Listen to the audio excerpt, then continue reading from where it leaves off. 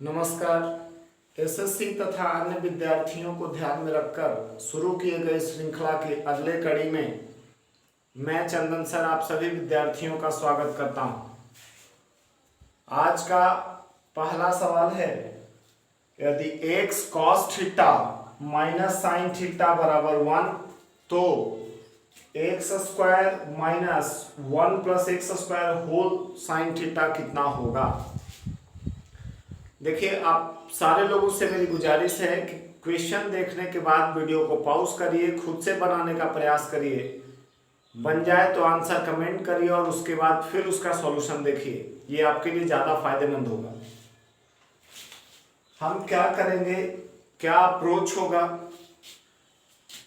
X cos theta,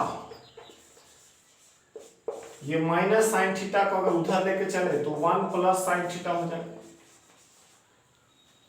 अब क्या करते हैं हम, चूंकि वहां क्वेश्चन में देखिए स्क्वायर का जरूरत है, इसलिए स्क्वायरिंग बोथ साइड करेंगे, दोनों तरफ स्क्वायर करेंगे, इधर भी स्क्वायर इधर भी स्क्वायर। तो ये हो जाएगा x square cos square theta बराबर ए प्लस बी के होल स्क्वायर पर टूटेगा, 1 का स्क्वायर 1 साइन थीटा का square sine square theta plus 2ab यानी 2 साइन थीटा। अब मुझे इस चीज को सॉल्व करना है। कैसे सॉल्व होगा तो सोचिए, जो सवाल है उसमें कहीं भी कॉस थीटा नहीं है, तो हम इस कॉस थीटा को क्या करेंगे, रिप्लेस करेंगे। कॉस स्क्वायर थीटा बराबर होता है 1 माइनस साइन स्क्वायर थीटा बराबर 1 प्लस साइन स्क्वायर थीटा और प्लस 2 साइन थीटा। अब क्या करिएगा, अब इधर हम लेके इसको आएंगे तो एक्स स्क्वायर में 1 से गुणा x square minus x square sine square theta, और क्या होगा, इधर से लेके आ जाते हैं माइनस साइन स्क्वायर थीटा और हो जाएगा माइनस में 2 साइन थीटा, इधर बचल रहेगा 1। अब इसको जरा सजाने का प्रयास करिए कुछ उस रूप में, तो साइन थीटा यहां भी है और एक्स स्क्वायर, तो ये हमारा मिल जाएगा। मुझे और चाहिए कितना, साइन थीटा के साथ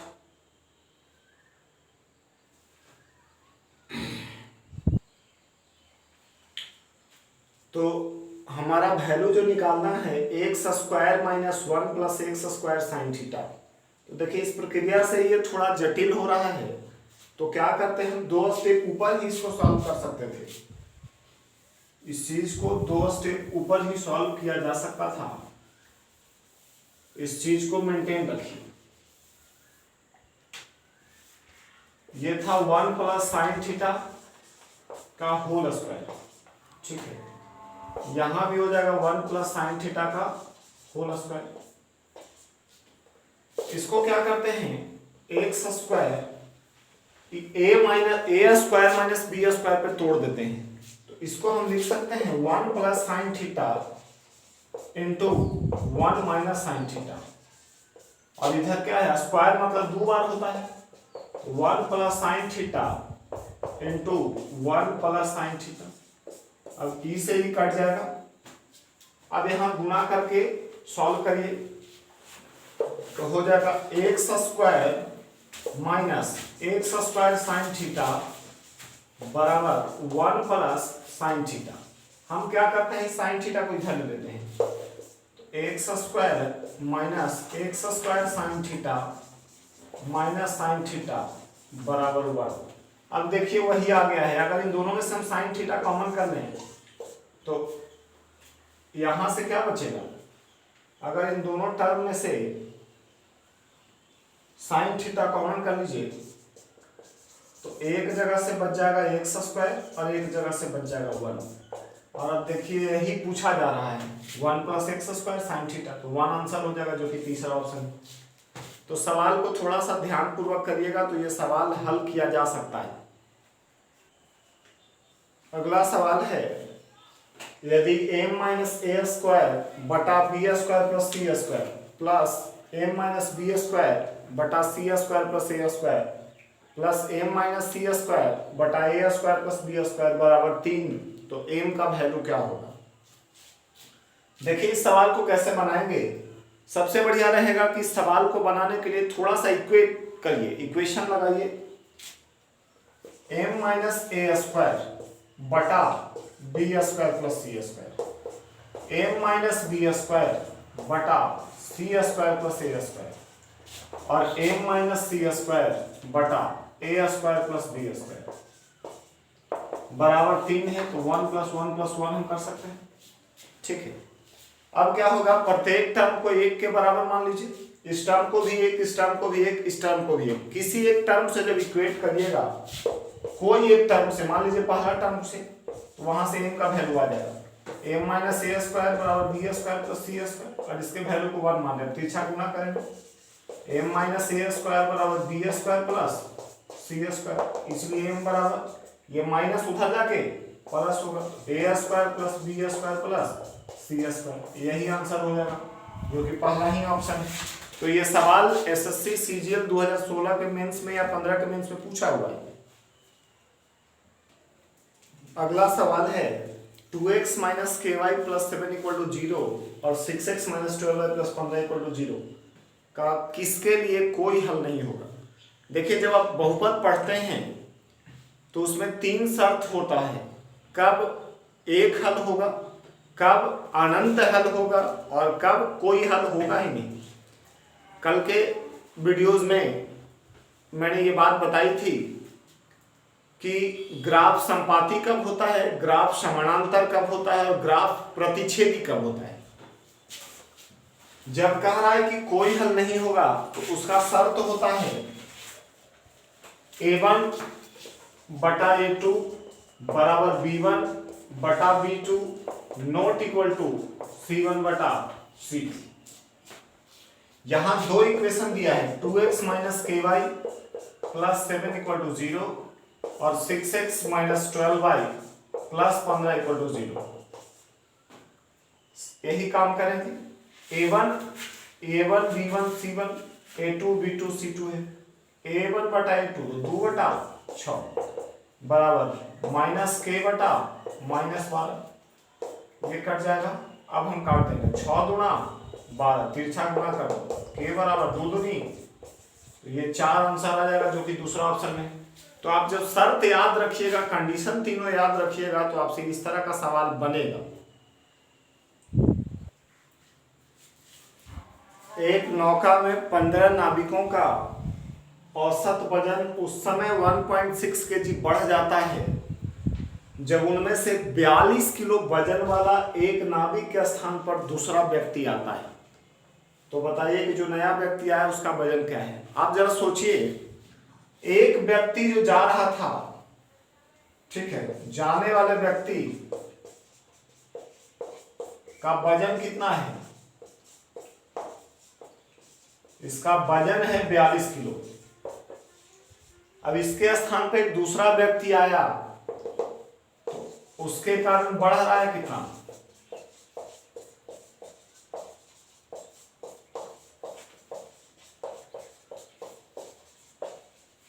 कह रहा है कि 15 नाविक का औसत वजन 1.6 बढ़ता है, मतलब 15 में 1.6 बढ़ता है।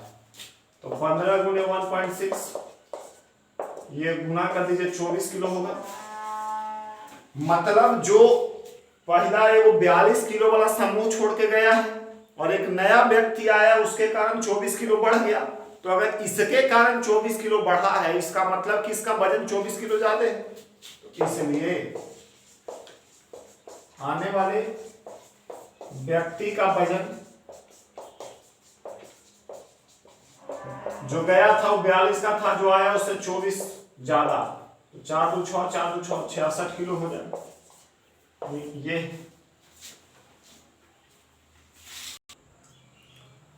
अगला सवाल है, यदि एक घड़ी ने दोपहर में चलना, दोपहर मतलब समझ रहे हैं 12 बजे, दोपहर में चलना आरंभ किया तो 3:45 पर घंटे की सुई कितना कोण बनाएगी? तो देखिए अमूमन आप लोगों के दिमाग में जो होता है वो होता है, सवाल जब पूछा जाता है जनरली पूछा जाता है घंटा और मिनट, कि घंटा और मिनट के सुई के बीच कितना डिग्री का कोण बनेगा, तब हम लोग जो फॉर्मूला यूज करते हैं वो होता है 60 गुने h माइनस 11 गुने बटा 2, जहां h घंटा को दिखाता है और m मिनट को दिखाता है। लेकिन यहाँ सवाल ऐसा नहीं पूछ रहा है, यहाँ सवाल पूछ रहा है कि मान लीजिए यहाँ 12 बजा हुआ है और फिर 3:45 में कहीं यहाँ आ गया, तो ये यहाँ से था, अभी सुई यहाँ था, अब सुई यहाँ आ गया, तो ये एंगल कितना बन रहा है? वो सिर्फ घंटा के मिनट पूछ रहा है, मिनट की सुई का इसमें रोल नहीं। तो आपको पता होना चाहिए एक घड़ी में कितना घंटा, 12 घंटा, और पूरा जब एक राउंड घूमता है तो 360 डिग्री, तो जब 12 घंटा में 360 डिग्री, तो एक घंटा में 360 बटा 12 क्या डिग्री? एक घंटा में हो जाएगा 30 डिग्री। जब एक घंटा में 30 डिग्री तो कह रहा है कितना? 3:45, यानी 3:45 को हम कैसे लिख सकते हैं? हम लिख सकते हैं 3×45/60, तो ये हो जाएगा आपका 15×3 = 45, 15×4 = 60, 3×4 = 12, 3 × 15, 15/4 हो जाएगा, और 30 से गुणा कर देंगे। तो जब 30 से गुणा करिएगा तो ये हो जाएगा 15, ये 200, 15 15 225 क्या था? 100/12। ये इस सवाल का उत्तर होगा। आप लोग ये गलती नहीं करिएगा कि तुरंत ये फॉर्मूला लगा दीजिएगा, पहले सवाल को अच्छे से पढ़ लीजिए। यहाँ सिर्फ कह रहा है कि 12 बज रहा था यहाँ, और जब आ गया 3:45 में यहाँ, तो इसके बीच में कितना का एंगल बना? तो अगला सवाल हाइट एंड डिस्टेंस से है। एक व्यक्ति, इसका कद मतलब लंबाई 6 फुट है, 26/3 फुट ऊंचे वृक्ष से फल तोड़ना चाहता है। यदि व्यक्ति वृक्ष के आधार से 8/3 फुट दूरी पर खड़ा है, तो कह रहा है उसे किस कोण पर पत्थर फेंकना चाहिए ताकि वो जाके सीधा फल पर लगे। तो आप सोचिए, जरा ड्राइंग कर लें। एक व्यक्ति एक है और इधर एक पेड़ है, इधर एक आदमी है, ये पेड़ मान लो इसको, ये व्यक्ति है इधर, इन दोनों के बीच का दूरी दिया हुआ है 8/√3। व्यक्ति का लंबाई कितना? 6 फुट। इसको ऐसे मिला दीजिए। अब कहा क्या रहा है जी कि व्यक्ति जो है वृक्ष के आधार से, ये वृक्ष का आधार से 8/√3 फुट दूरी पर खड़ा है। पेड़ का ऊंचाई दे रहे हैं, इस पेड़ का ऊंचाई टोटल है 26/3। तो यहां पेड़ का वो फल है कहीं, कह रहा है किस एंगल पर वह एक पत्थर मारेगा ताकि जाके सीधा फल पर लगेगा। तो आप सोचिए, इसको नॉर्मल वे में आप कैसे कर सकते हैं? अगर ये 6 है, ये जो आकृति बनेगा वो ज्योमेट्री के हिसाब से क्या होता है? समांतर चतुर्भुज। अगर ये 6 है तो ये 6 होगा, अगर ये 8/√3 है तो ये 8/√3 होगा। तो ये जो निकलेगा, नाम दे देते हैं ABCDE। अब ये निकल सकता है कैसे? अगर हम पूरा में से इतना घटा दें, तो हम AB निकाल दे रहे हैं, पूरा AC में से BC घटा दे रहे हैं। पूरा कितना है? 26/3, उसमें से BC हम घटा रहे हैं कितना? 6, तो 6 × 3 = 18, कितना हो जाएगा? 8/3। अब कह रहा है ये एंगल निकालना है, तो एंगल निकलेगा, आधार पता है, लंब पता है, कौन रिलेशन? tan थीटा लगेगा। तो एंगल E, tan थीटा होता है लंब बटा आधार, और थीटा के सामने वाला को लंब कहते हैं। AB/AB हो जाएगा। तो आप सोच लीजिए, tan एंगल E, AB कितना है? AB निकाले हैं अभी हम लोग 8/3, और EB कितना है? 8/√3। इसको पलट देंगे, 8/3 गुणे √3/8, 8 से 8, √3 एकम √3, 1/√3, 1/√3 क्या डिग्री पर? 30 डिग्री पर। क्योंकि tan 30 का मान होता है 1/√3, तो आंसर क्या होगा 30 डिग्री। तो ये सवाल बस समझने लायक है। हाइट एंड डिस्टेंस के सवालों को अगर आप समझ रहे हैं तो त्रिकोणमिति की बेसिक समझ के साथ भी आप उन सवालों को सॉल्व कर सकते हैं।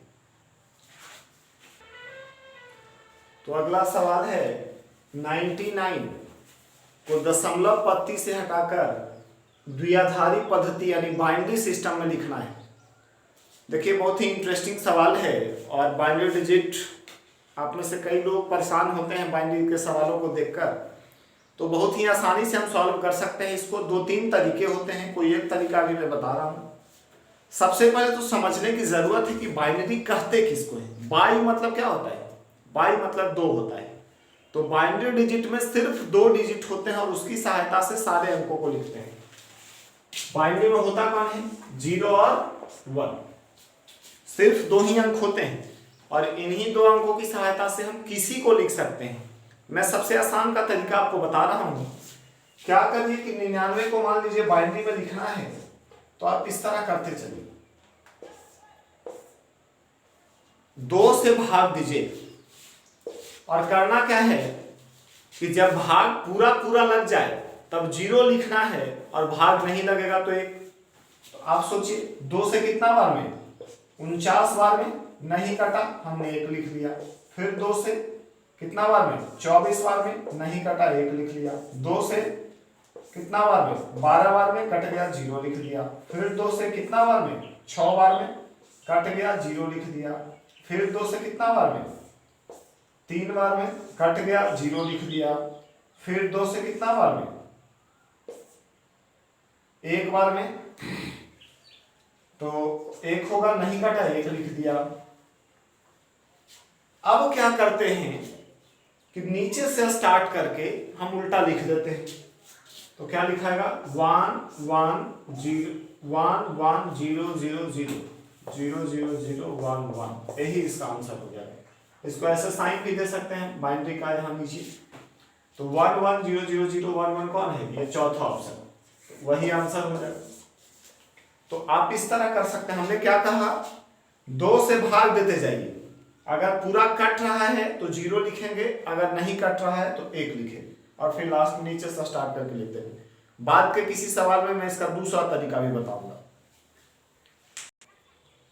अगला सवाल, एक बैग में 2 रुपया 50 पैसा और 25 पैसा का सिक्का है 3:5:7 के अनुपात में, और कह रहा है कि इसका टोटल वैल्यू जो है 51 रुपया 25 पैसा है। तो बताइए 50 पैसा वाला कह दो। देखिए इस तरह के सवालों को हम बना सकते हैं बहुत ही आसान तरीके से अगर आप समझ रखते हैं, क्योंकि रुपया और पैसा तो हमारे जीवन से जुड़ा हुआ चीज है। 3 तरह का सिक्का है, 2 रुपया 50 पैसा और कितना 25 पैसा। रेशियो क्या है 3:5:7। ये रेशियो किसका है, संख्या का। देखिए जब भी इस तरह के सवाल आते हैं इसका सबसे बड़ा कॉन्सेप्ट ये होता है कि अनुपात अगर संख्या का देगा तो निश्चित राशि जो देता है वो वैल्यू होता है, अगर अनुपात वैल्यू का देगा तो निश्चित राशि संख्या का देगा। तो हमको चेंज करना पड़ता है क्योंकि तुलना हमेशा बराबर वालों में होता है। तो संख्या को हम मूल्य में बदलते हैं।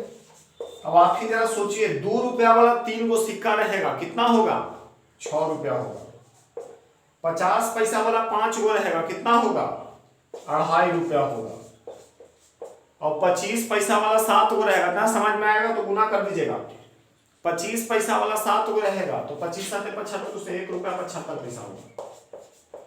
प्रश्न कह रहा है कि टोटल कितना है 51 रुपया 25 पैसा। हम नहीं कहेंगे तब 6 2 8 1 9 और 75 और 50 1 25 कितना 10.25। अब कौची निकालना है, 50 पैसा के सिक्का कै गो, तो कै गो है 5 गो। यहां से काटिए कै बार में 5 बार में, 25 25, तो 25 इसका आंसर होगा जो कि यहाँ किसका सिक्का 50 पैसा। तो बहुत ही आसान तरीके से आप बना सकते हैं। ध्यान रहे आपके पास कॉन्सेप्ट होना चाहिए। हमेशा वही होता है, रेशियो और निश्चित राशि जो रहता है एक दूसरे का उल्टा रहता है, तो बस उसको एक ही जाति में लेके आना होगा।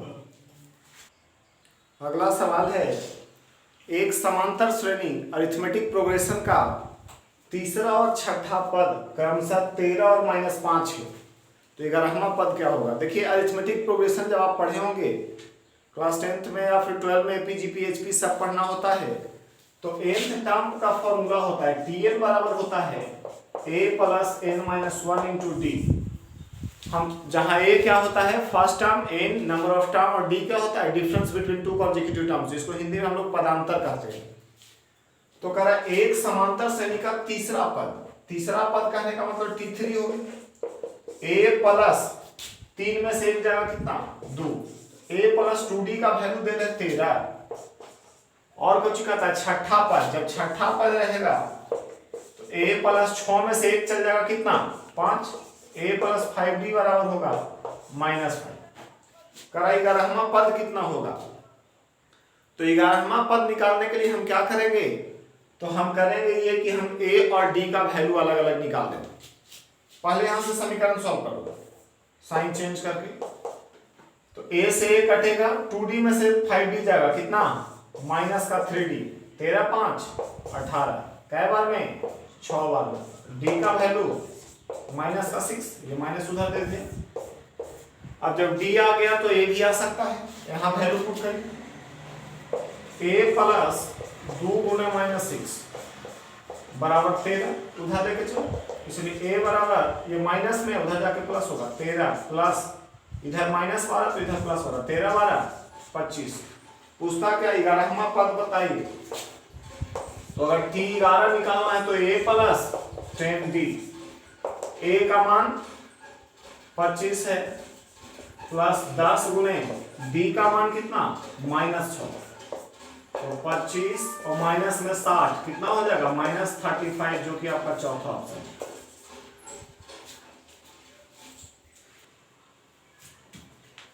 बिंदु P 85 रेखाखंड AB का मध्य बिंदु है। A के निर्देशांक 5y और B का जो है x - 3 है, तो x का वैल्यू क्या होगा ये निकालना है। देखिए सवाल कोऑर्डिनेट ज्योमेट्री का है और बेसिक सवाल है।